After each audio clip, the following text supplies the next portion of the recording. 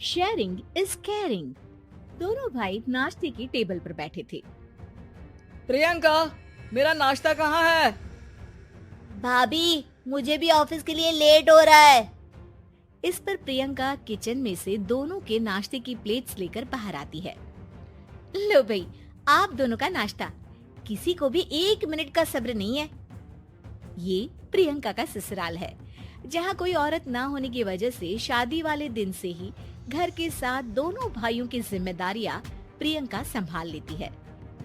दोनों भाई शांति से नाश्ता कर रहे होते हैं कि अंकुश अपने भाई की प्लेट से पराठे का एक टुकड़ा उठा लेता है।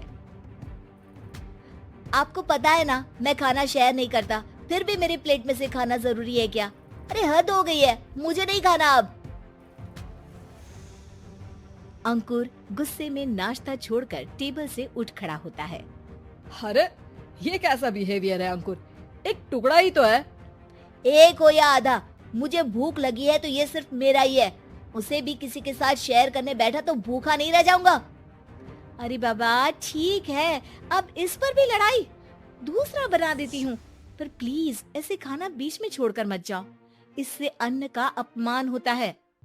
ओ प्लीज भाभी, ऐसी कोई चीज होती ही नहीं है। आपके पास पैसे हैं, खरीदो और खाओ। अगर नहीं खाया जाए तो फेंक दो। अरे दुनिया में सब यही करते हैं। अंकुर बैग उठाकर ऑफिस के लिए चला जाता है, जिसके पीछे उसका बड़ा भाई मायूस सा घर में खड़ा रह जाता है। जिसने बचपन से सोने की चम्मच में खाया हो, उसे दुनिया के बारे में क्या पता होगा। वैसे गलती तो हमारी ही है। अगर कभी बचपन में ही सही गलत का फर्क सिखाया होता तो आज ये हाल नहीं होते। आप फिक्र क्यों करते हैं जी? भगवान है, वो जो भी करता है सबकी भलाई के लिए ही करता है।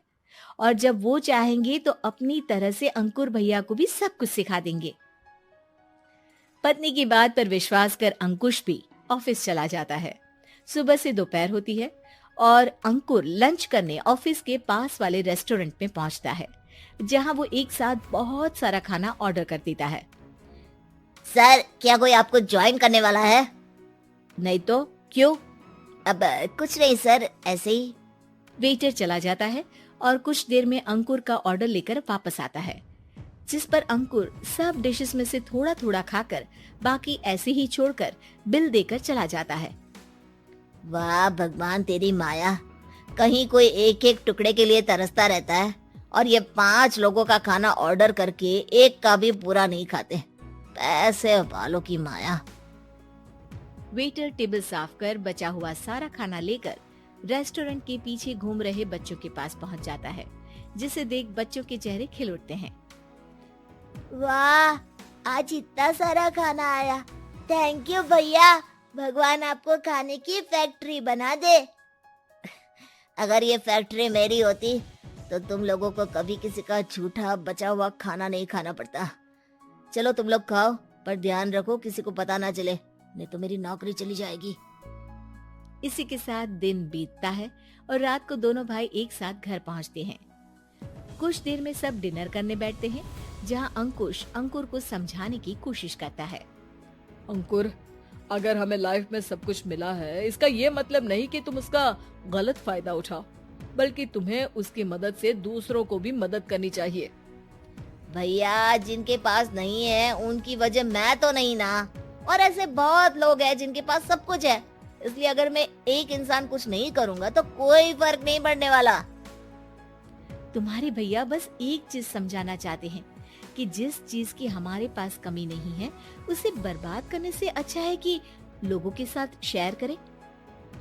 इससे हम सिर्फ सामान नहीं, खुशियां भी बांटते हैं और इसमें तुम्हारा ज्यादा कुछ तो जाएगा नहीं। भैया भाभी की बात सुन अंकुर कुछ बोले बिना उठकर चला जाता है।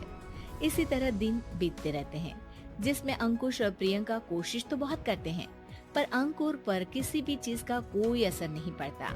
एक दोपहर अंकुर सैंडविच खाते हुए सड़क के किनारे चल रहा होता है। तभी उसकी नजर आइसक्रीम वाले पर पड़ती है और वो सैंडविच सड़क किनारे फेंक आइसक्रीम खरीदने पहुंच जाता है। अब इसे कहते हैं जिंदगी का सुख।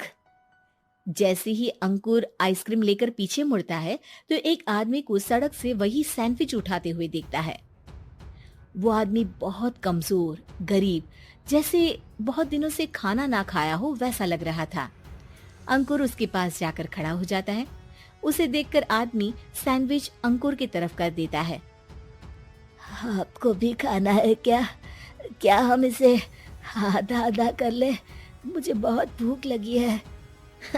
वो मेरा ही झूठा सैंडविच है, तुम दूसरा खरीद कर क्यों नहीं खा लेते? इसे क्यों खा रहे हो? अरे भैया, अगर खरीदने के पैसे होते तो 4 दिन से भूखा नहीं घूम रहा होता।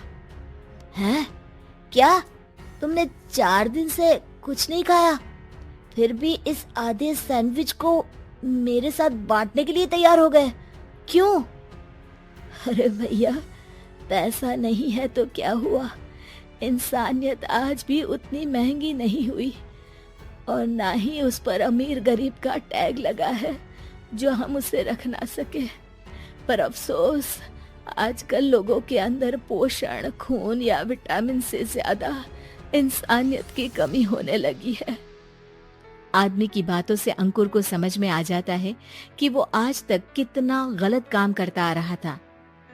इसके बाद से वो अपनी किसी के साथ शेयर नहीं करने और खाने को बर्बाद करने वाली आदत को छोड़ देता है।